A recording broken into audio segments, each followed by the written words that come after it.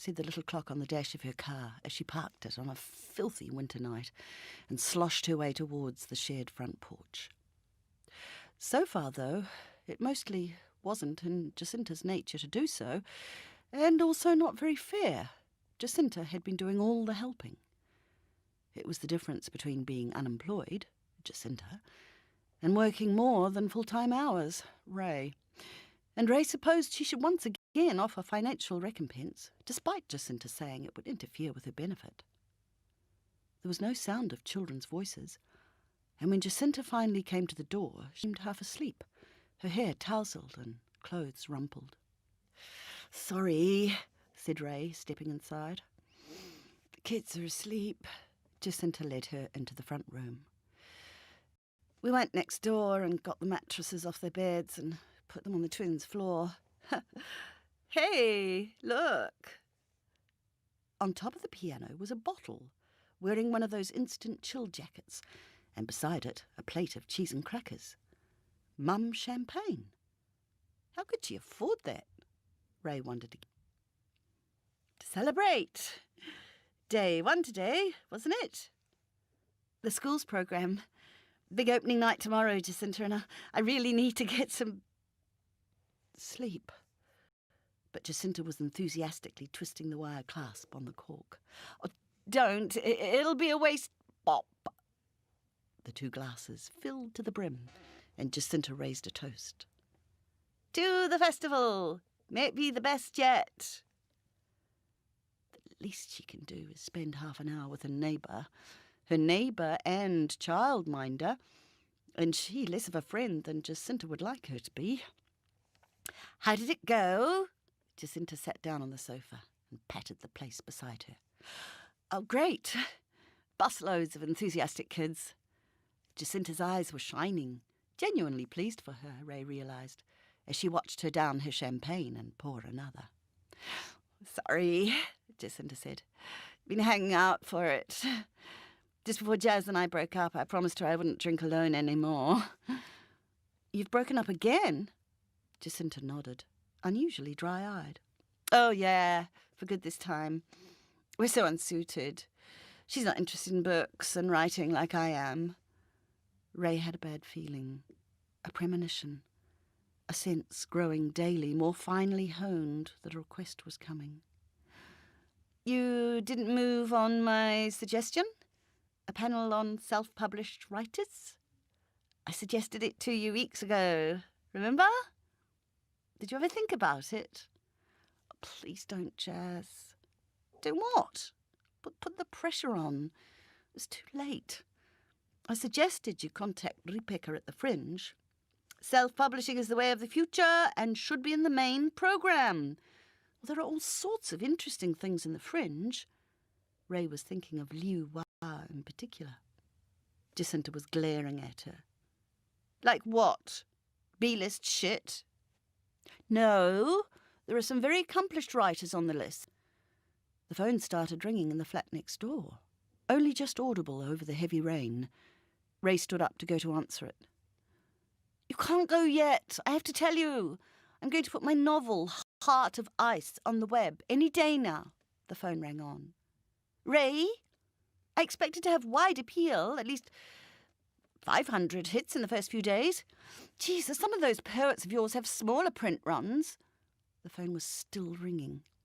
"Don't worry about it," said Jacinta. "It's been ringing all night." "All night? Oh, no. Jacinta!" Ray headed for the door. It could be anything. A writer stuck at customs. Her mother in hospital with a heart attack. "I'm not your bloody secretary." Jacinta was standing up as if she was going to follow her, a full glass wavering. "Do I have to answer the frigging phone on top of everything else?" The phone stopped. But Ray stayed at the door, her head pushed forward, shoulders slumped. She felt paralysed, a fly in the web. "Oh, we'd better shift the kids," she said after a moment. "It's pissing down. They can stay here. I'll send them home for breakfast." "Thank you. I really appreciate it." "Well, it would be nice if there was something coming back the other way. You could have put me in the festival. Me and the other self-published novelists. There must be hundreds of us. Ray nodded. There were. The flat was cold and empty. There'd been no time to unpack properly. Ray went to the phone. 5 messages. The first 3 were silent, only the click of a phone being replaced and the caller's long number, not one she recognised. "Hello, Ray," began the 4th message. A man. A German. "I hope it is all right for me to be ringing you at your home. I thought I might catch you there with the time difference, and your mobile doesn't seem to be working." There was a pause, while the caller spoke to someone else, presumably in the same room, in another language. Chinese? Chinese, with a strong German accent. "I am Gert Richter.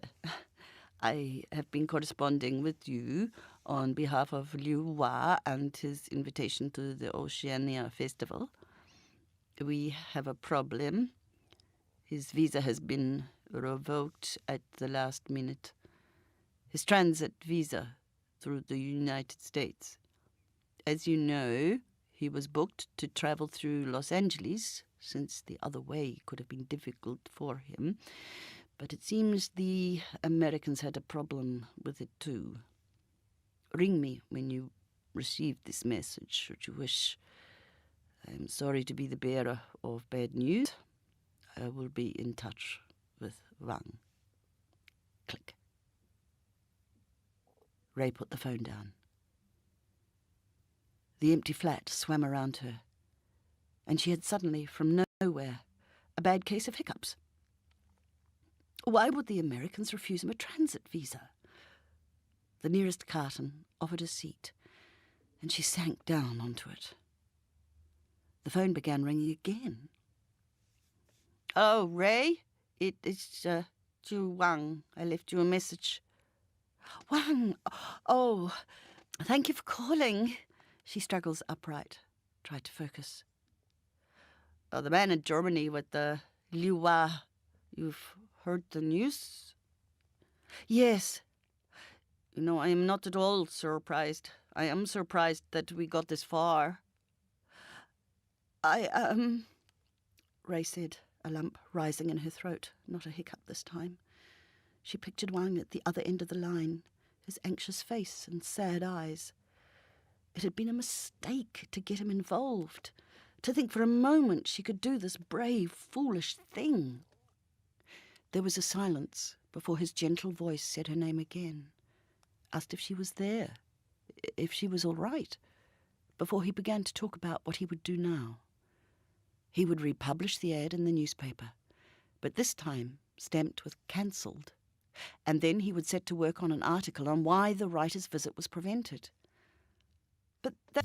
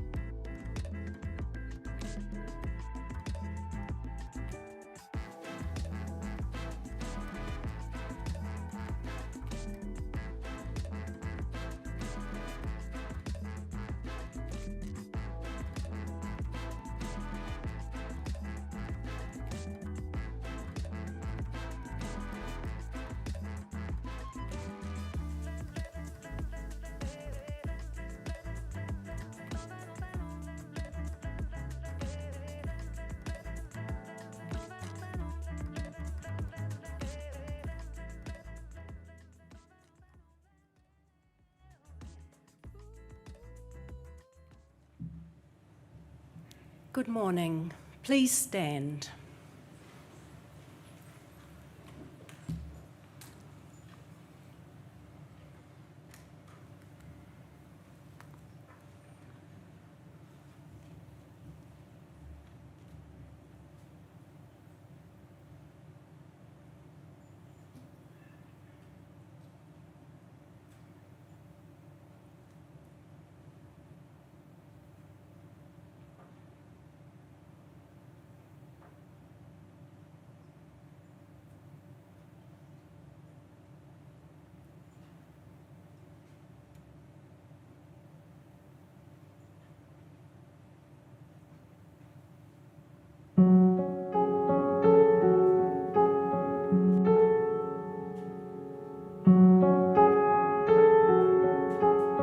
Hello, darkness, my old friend.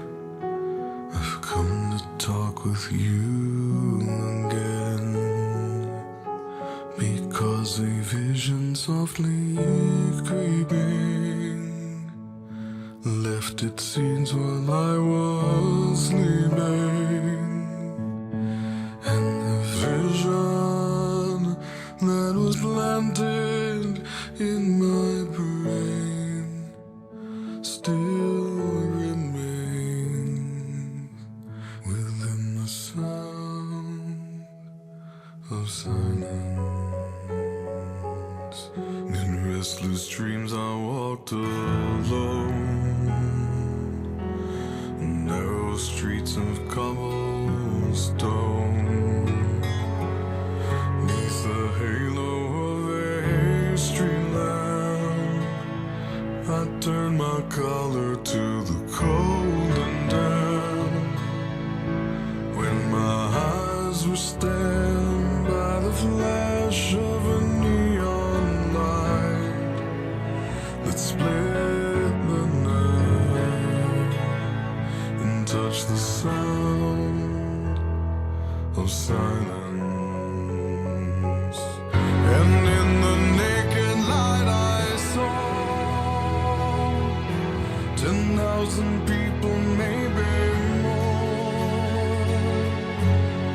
People talking without speaking, people hearing without listening, people writing songs and voices never shared, and no one dared disturb the sound of silence.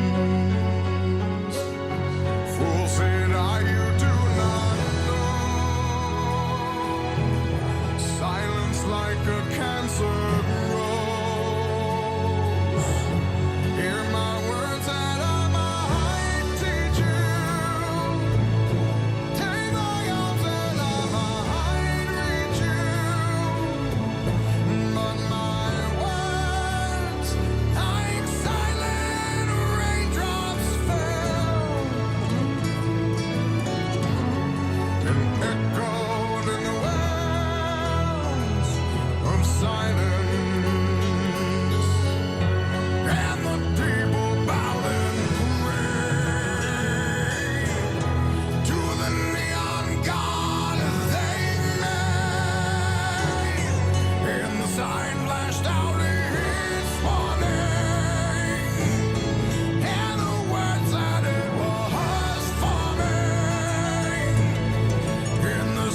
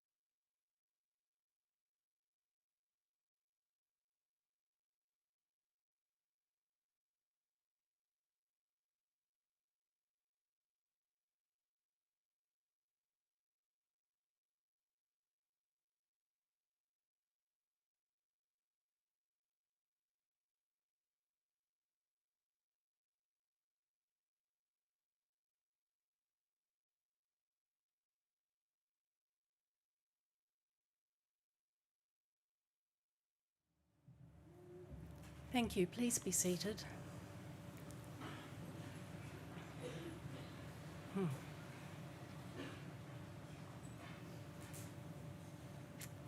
Some people just can't help making a difference in our lives by simply being who they are. They make the world a little brighter, a little warmer, a little gentler. And when they're gone, we realise how lucky we are to have known Matt. The world has lost a very special person. Good morning, welcome, and thank you for your presence today at our service for Matthew Dennis Hunt.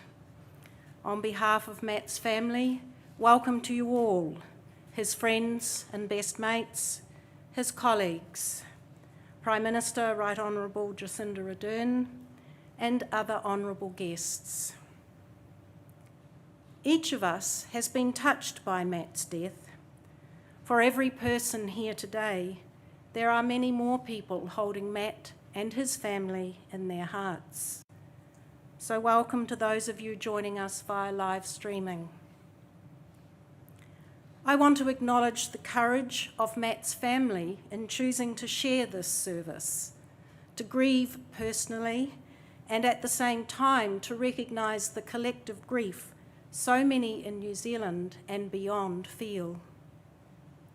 Several ceremonies of cleansing, blessing, and grieving in community have already taken place. Each in their own way, through prayer, song, and haka, have begun that painful journey of recognising the tragic loss of a young man. And so it is for us. Matt lived his life with purpose, and we, in our turn, purposefully gather to honour him. Today is an opportunity for those who knew and loved Matt to pay their respects and share treasured memories. I'm Kerry-Ann Stanton, celebrant. Welcome. Apparently, if Matt were here, he would want a short, sharp service with humour. He would not want to have organised it or to speak at it. For our part, we have kept it simple. Tributes from the New Zealand Police, stories from his friends, and finally words of love from his family. A montage of photos and music as a portal into Matt as the complex human being he was. Following the conclusion and blessing, Matt will be carried out by police pallbearers and followed by immediate family and friends. In keeping with tradition, he will be led out by police piper. Further police honours will take place on field number 1 here at Eden Park. We will need to coordinate a number of movements for this to happen. First, serving and past members of police who wish to take part in the Guard of Honour or police haka shall head to stairwells B and C and follow usher instructions onto the field. Once police have moved to the field, everyone else is invited to follow on through stairwells B and C and follow usher instructions to the seats in the stands to witness those police honours on the field. And I will guide you in starting this exit. At the conclusion of the police honours, you are invited to the West Stand Lounge for a light refreshment. Ushers will guide you to that location. Much has already been written in the press about Constable Matthew Dennis Hunt. Today's service is a more personal time of stories and tributes. He was born on the 30th of July 1991, son of Diane and Graham, and eventually big brother of Eleanor. Raised on the Hibiscus Coast by his mother Diane with his sister Eleanor, he attended local schools, Orewa North and Orewa College. Here he made the friendships that became his extended family of brothers and sisters. They will speak of the camaraderie and companionship that was just always there. He played and enjoyed softball and soccer, all sport really. He was a methodical planner, constantly building the foundations of his life: university, the courts, prisons, and finally the New Zealand police. He travelled with one of his best mates, Regan, across Europe and then lived in the UK. Empathetic, a multifaceted young man at the cusp of the next phase of adulthood. Around 28 is often a time of transition from young adult to full adult. This was the case for Matt. At almost 29, Matt was content and was living a full and rich life, ready to make the most of the opportunities awaiting him. A life coming together in all aspects, and we will not get to live that with him. As Diane has said, my beautiful boy, 28 years young, will never have another birthday.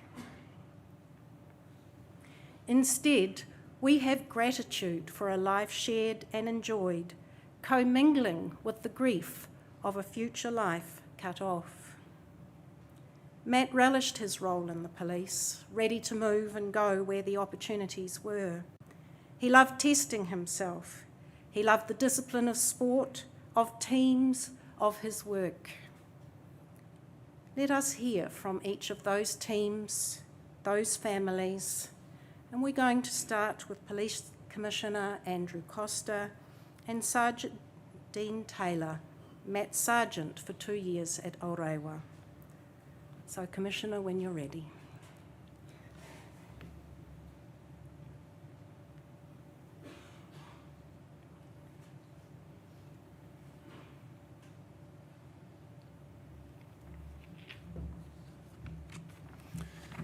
Tēnā koutou katoa. Greetings to you all. It is a privilege to be here with you today to pay tribute to Constable Matthew Hunt. I'm honoured to be here on behalf of New Zealand Police and our whānau, our family of 14,000. Matt's memory is front of mind for us all. Diane, Eleanor, Graham, Matthew's wider family and large circle of friends, thank you for letting us share this moment with you. Police staff across this country and beyond are today wearing the huia pin in memory of Matt. Together we grieve with you, we share your loss, we will never forget Matt. We will never forget his huge enthusiasm for his family, his sport, his mates and colleagues, and we won't forget that he loved his job serving his community. Matt's death has touched all New Zealanders. We've seen an outpouring of condolences from the public, from community leaders, from Parliament, from overseas police. The presence today of the Prime Minister, the Right Honourable Jacinda Ardern, and the Minister of Police, the Honourable Stuart Nash, is testament to the respect in which Matt is held for his service to New Zealand and his ultimate sacrifice for that service. That Matt was loved and respected by colleagues is very evident. He lived the police values and he seized the opportunities the job gave him to serve his community and make a difference. There's no higher calling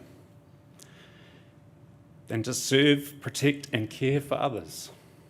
Policing is defined by service to the community. Like his colleagues, Matt was an ordinary person doing extraordinary things. Part of the satisfaction of policing lies in dealing with the unexpected. However, the unexpected also makes our job inherently dangerous. In 1963, the minister at another police funeral said, "We're reminded there's a price to be paid for upholding the law. We're not always mindful of how much the police are required to give." On 19 June, we saw the terrible truth of these words.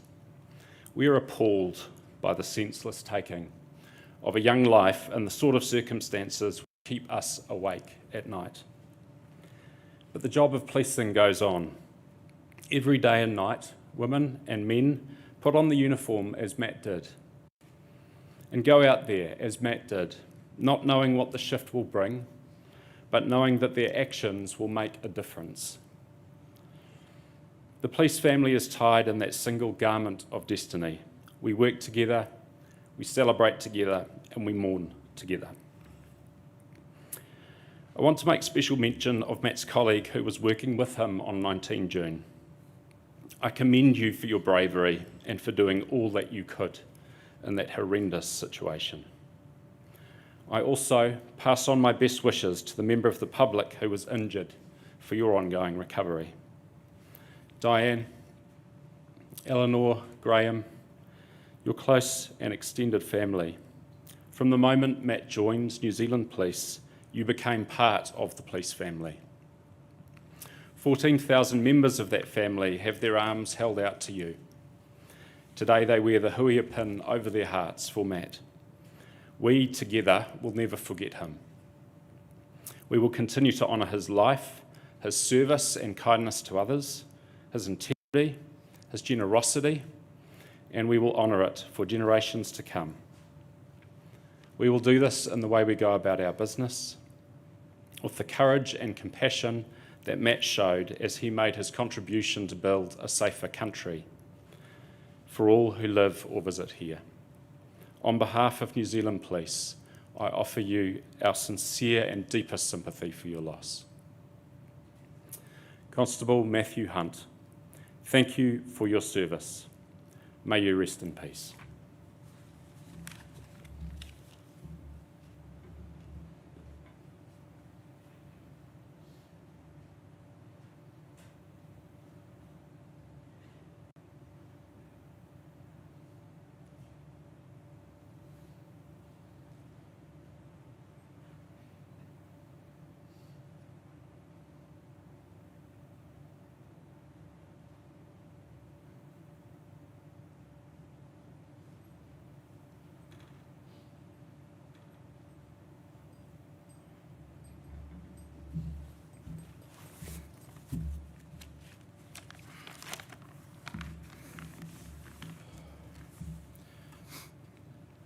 My name is Dean Taylor and I'm the Section 4 Supervisor for the Public Safety Team at Waitemata North.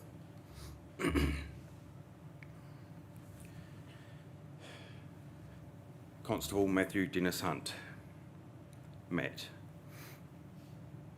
started his career in the police as a recruit in Wing 312 on the 30th of October 2017.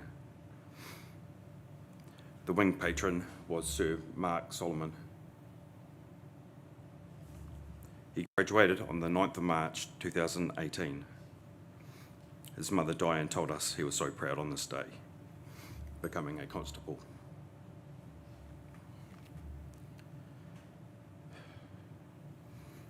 End of March 2018, Matt commenced duty at the Orewa Police Station on the Public Safety Team, also known as PST, Section 4.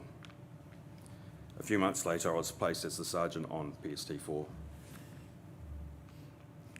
Although at that time, Matt was the junior member of the team, he stood out.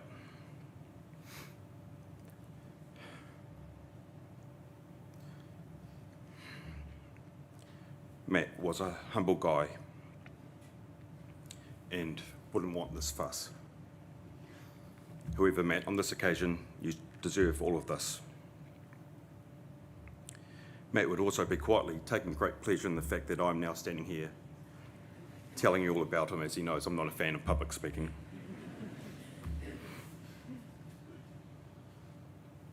Matt was calm, methodical, and eager to learn. He made good decisions and was a good communicator.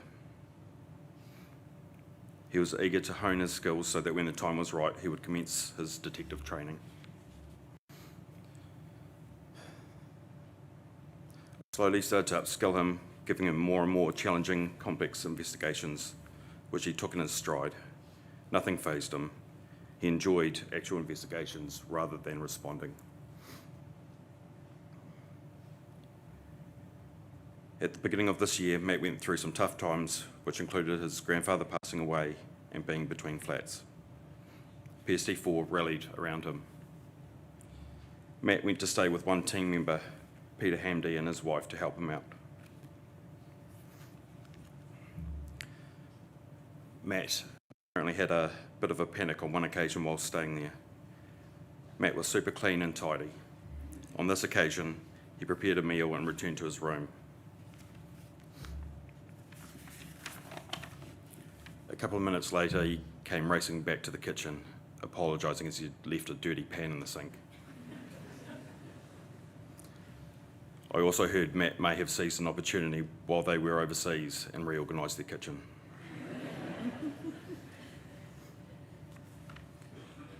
Matt loved playing golf and played a lot with the section. I could always tell when Matt had played, I could always tell when Matt had been playing golf. He would turn up for night shift, looking pleased with himself. His face would also be sporting a delightful shade of red as he had been sun-kissed. Matt was a creature of habit. One of those habits was after attending family harm incidents. Matt would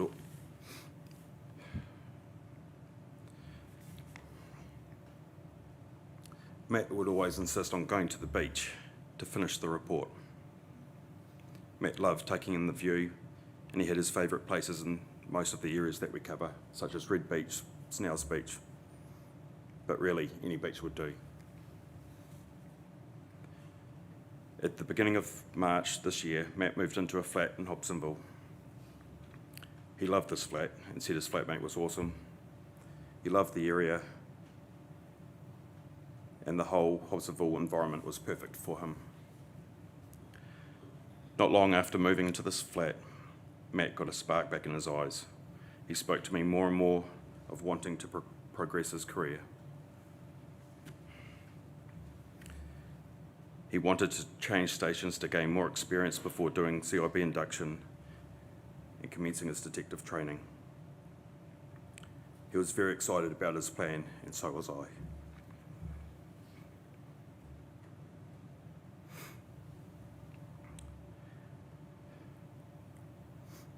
Matt looked at going to the impairment prevention team, also known as TAG or the Booze Bus, as a chance to refresh.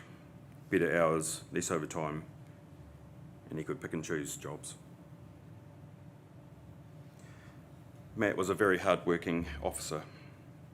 Everything had its place and everything was immaculate. He managed his time well, completing all his workplace assessments on time. He always delivered a high standard of work.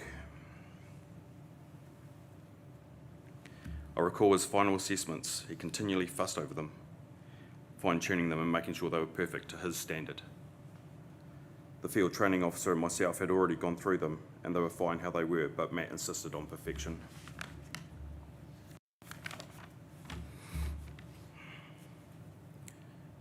Matt was so keen to change his designation from probationary constable to constable, he prepared his report requesting the change prior to completing his final assessment. As soon as he was told at the end of the assessment he had successfully completed his workplace assessments, he forwarded the report to me to endorse, which I quickly did, and then went up the chain. And within a couple of hours, our area commander, Mark Fergus, congratulated him on the designation change. We were so pleased for him and could see the pride in his eyes. He was stoked. Matt was very particular about his appearance. Everything had to be very neat. He even got his operational trousers tapered.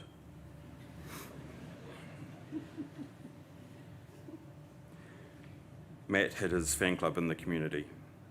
There were some of our regular female clients who appeared to be quite taken with Matt and his eye-catching, neat appearance.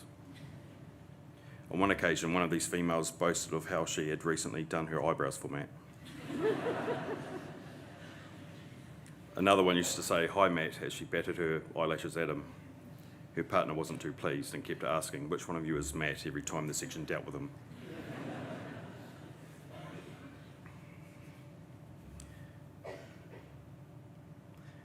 Matt never really had to use tactical options.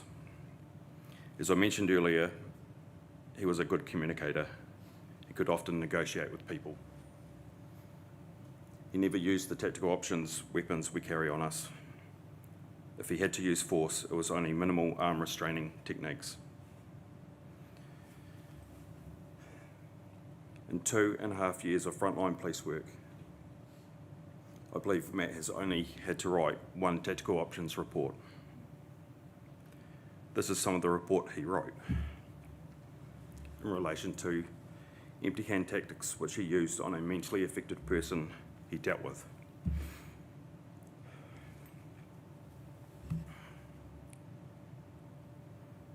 On arrival to the hospital, the male was placed in a secure room. He was required to be searched, which was carried out by the attending police staff. The male was non-compliant with instructions. At this stage, I placed the male at actively resistant on the tactical options framework. A search was carried out and a yellow craft knife was found inside his right hoodie pocket. He was asked to hand the knife to police, however failed to do so. He was grasping the knife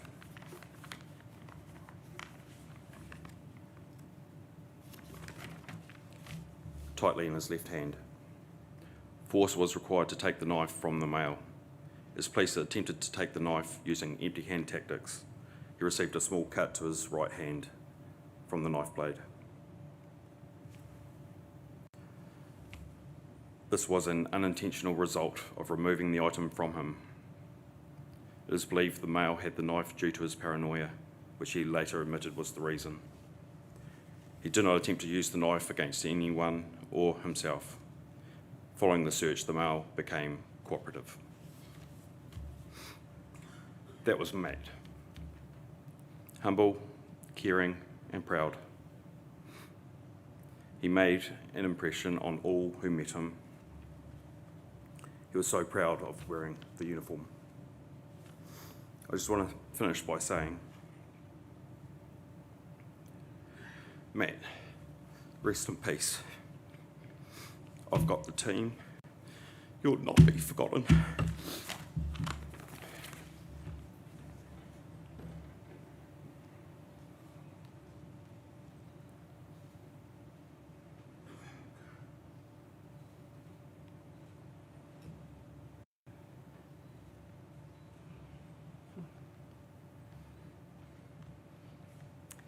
In turn, Matt's friends, Shane McLennan, Regan Green, and Sam Swarfield will give us a taste of their friend.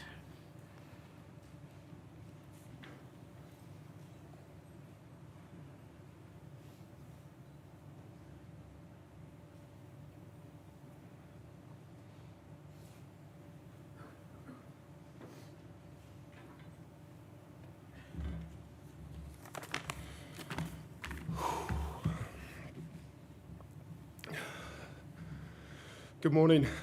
My name is Shane McLennan, and I'm lucky enough to call Matt a friend and a brother for the past 23 years. We spent 16 of those years in some form of education, from year 1 in primary school all the way through to studying the same thing at university. Matt was alongside me on my biggest day as my groomsman, and more recently spent a couple of years living with my wife Michelle and I. Matt and I had a lot in common. We both enjoyed sports, and over the last few years as Matt started getting into golf, we would get out on the course whenever we could. We shared a passion for good food, especially dumplings, and Matt, Michelle and I tried a few different places on multiple occasions, with Matt introducing us to Eden Noodle, which was one of his favourite places. I have a huge number of memories of Matt, and whilst I can't share them all with you today, and maybe some of them never with his mum, I can share a few. Matt turned up at Oura North Primary after the start of year 1, this goofy little kid with purple framed glasses and a questionable hairstyle. And although I don't remember a lot from all those years ago, I do remember 2 things. 1, he had 2 girls chasing him for most of our primary school years. I won't name them, but they know who they are. And 2, he was just a genuinely nice kid, and that didn't change over the years. During college, our friend circle grew and added more lifelong friends, most of which you see here today. Matt had this ability where he could just make connections with people so easily. He was that type of guy that, as many of you know, got on with everyone, which is amazing considering he was an introvert. As we reached university, Matt and I signed up for a Bachelor of Arts degree at AUT in what was the beginning of our next 3 years of our education journey. Matt took it a little more seriously than I did, which is probably why he graduated 6 months before me. But he was always there. He even turned up on his lunch break to see me graduate. Matt was pretty controlled with his spending, as are most students, and on Wednesdays we always took the opportunity to go to the kebab place just down from AUT Tower to grab a $5 rice meal. He also always opted for the free lunch that the AUT student body put on every Thursday. And we had to be on time because otherwise the falafel was all gone. During the years when Matt lived with Michelle and I, he was the best flatmate. As those who knew him well will know, he was a clean freak. Everything had its place, it always had to be perfect, and that's just who he was. During those years, for some reason, we decided to start having hot sauce with our food. It became a challenge. We would research the Scoville scale and how hot different chilies were. We started off pretty mild, working our way up to some of the hottest chilies in the world. I remember one day Matt brought a bottle home, and for some reason we thought our taste buds were immune to it. It was one of the hottest chilies you can buy.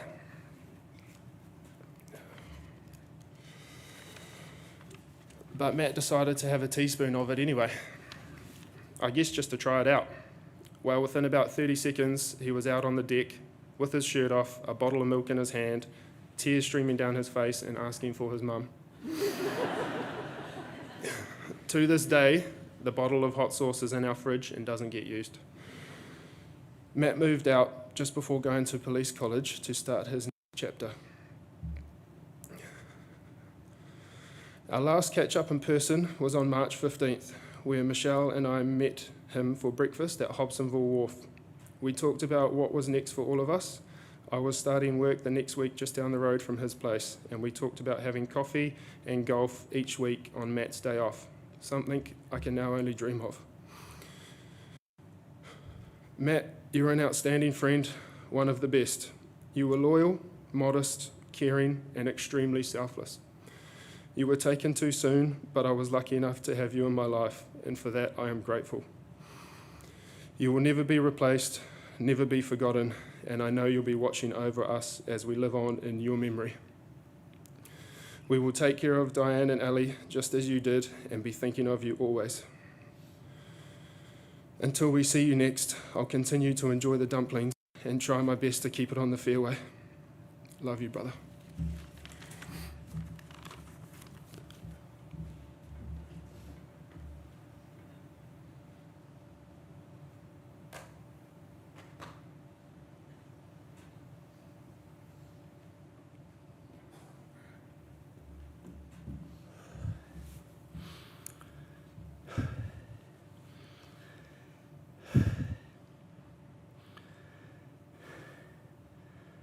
Matt was closer to a brother than a best friend, and I'm not the only one who felt this way about this amazing man. So this speech is on behalf of myself, Sean, Mike, Coxie, and Flinny.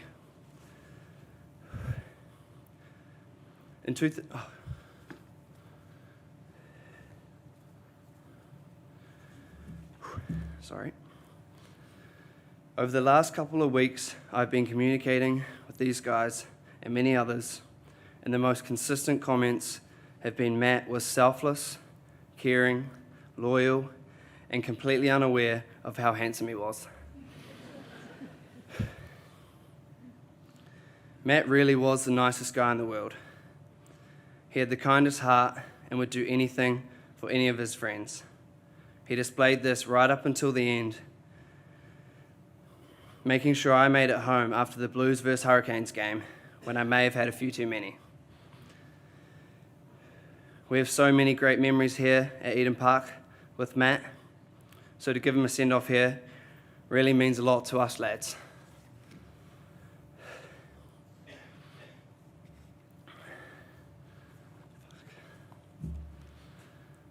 In 2015, Matt and I moved to London for the Rugby World Cup. But first, we backpacked our way through Europe chasing girls, sunsets, and festivals. We were successful in 2 out of 3 of those. This was an amazing time in our lives, and we made memories with others from all around the world, many of who will be watching today.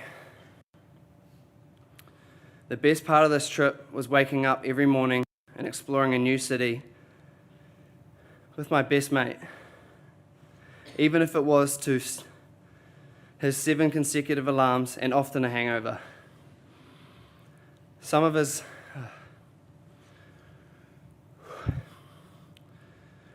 the highlights from our very cultured trip included Ultra Croatia, Oktoberfest, Yacht Week, Sparty, Ziget, and the Ascot races. One of our favourite spots was Lake Bled in Slovenia, where we took a romantic rowboat trip out to the beautiful church in the centre. Matt was so humble and understated his whole life, and he wouldn't have wanted all this fuss. But it doesn't matter, because he deserved it. He was an amazing human being, and without effort, touched so many lives. Matt was often quiet, but those who knew him best knew whenever he did say something, it was worth listening to. He was an intelligent, happy, and determined man who was all in once he had his mind set on something. Matt was very particular about his presentation. Never a hair out of place, never a scuff on his shoes, never a lint on his clothes. Always looking on point.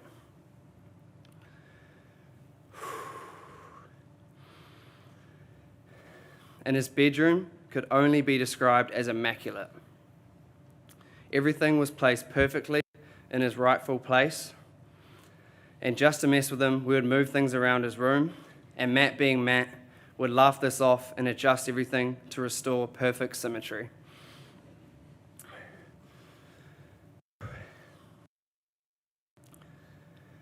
Matt really was a part of my family.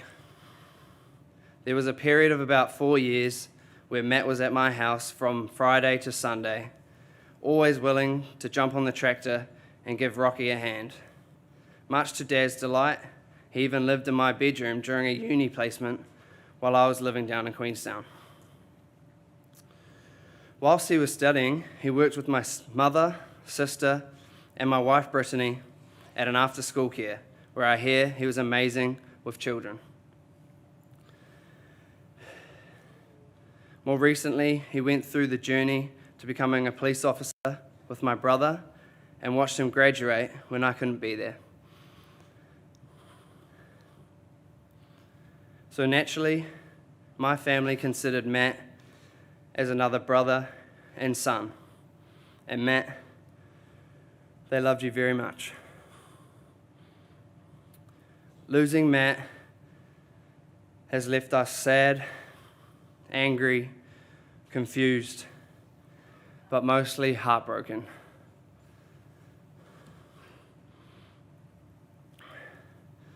But Matt, we promise not to cry over you for too much longer, because we know you wouldn't want that. In fact, we promise to use this as motivation to push for more in life and become the best versions of ourselves. We could see that you were ready to take life to the next level, and that's exactly what we're going to do for you, mate.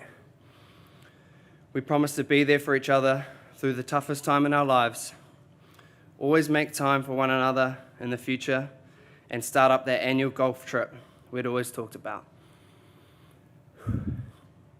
Now I better wrap this up, because I can hear Matt saying, boring.